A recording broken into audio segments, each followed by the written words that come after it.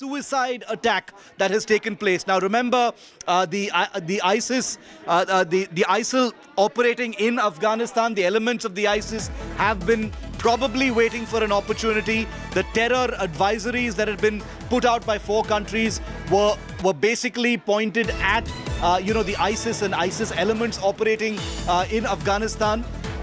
Now, even though no organization or individual has taken ownership of this particular attack, American agencies, including the Wall Street Journal, have officially put out information that they've heard from their sources that this was a suicide attack, possibly targeting US forces, and there are understood to be some American injuries as well.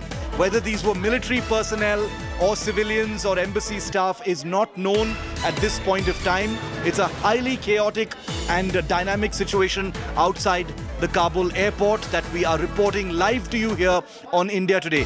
We've got reporters on the ground. We'll be connecting with them in a very short while from now. But as you can probably appreciate, it's a dangerous, vulnerable and volatile situation outside the Kabul airport. This is an area. In a moment, I'm going to have for you satellite pictures on your screen of the Kabul airport. In a moment, just give me a moment, ladies and gentlemen. I'm going to show you precisely what the Kabul airport looks like from the air and just how vulnerable it is.